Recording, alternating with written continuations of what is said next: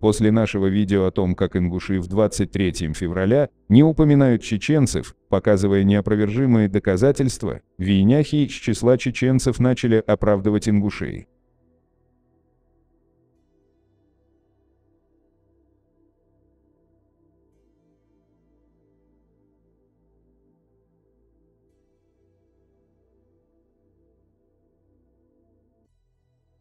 Мы не понимаем, какое у них мышление, но оно явно не чеченское, так как вы не увидите в комментариях ингушей, которые осуждают своих из-за того, что они не упоминают чеченцев.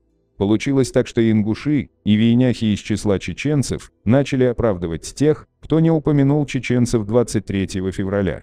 По их логике, если один человек совершит кражу, а другой его поймает, то виноват не тот, кто украл, а тот, кто поймал преступника. В связи с этим, мы покажем и зачитаем вам цитаты из письма, отправленной Хрущеву, где ингуши просят вернуть на родину именно ингушей. Из письма представителей ингушского народа Никите Сергеевичу Хрущеву с просьбой разрешить вернуться ингушам на родину. Не позднее 17 марта 1956 года. Дорогой Никита Сергеевич, мы решили обратиться к вам с настоящим письмом. Хотя нас никто не уполномочил к этому, но мы хотим в этом письме выразить думы, чаяния и надежды своего народа. Мы пишем это письмо только потому, что выражаем в нем не только свои чувства, мысли и надежды, но мысли, чувства и надежды всего ингушского народа. Обратите внимание на то, как они оправдали то, что они пишут Хрущеву, только об ингушах, именно такими речами они манипулируют вийняхами.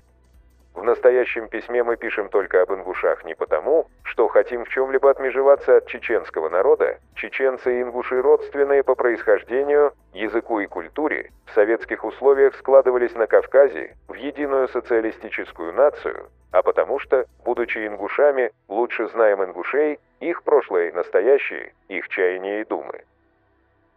Далее зачитаем самый интересный отрывок из этого письма. Берия и его приспешники обвиняли ингушский народ в различных грехах.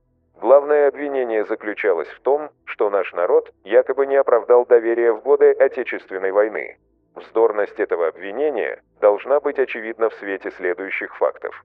Фашистские войска заняли на территории бывшей Чиаср, Малгобекский район, преимущественно заселенный чеченцами, и часть Псидахинского района, заселенного главным образом ингушами.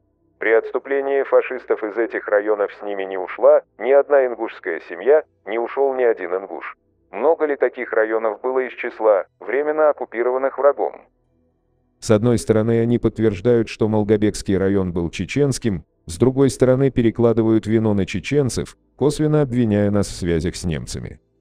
И, конечно же, классика, доказывают свою преданность. Ренегат Берия клеветал на ингушский народ, утверждая, что он готов на борьбу против советской власти. Клевета Берия и его подручных была разоблачена. Достаточно показать, что ни до переселения, ни в момент переселения.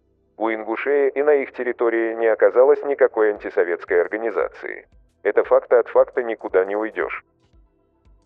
Вийняхи, какое оправдание ингушам вы найдете на этот раз, если вы утверждаете, что мы один народ, и имя нашего народа Вейнях, то почему ингуши просили вернуть на родину только ингушей? Напишите свое мнение в комментариях, нам очень интересно.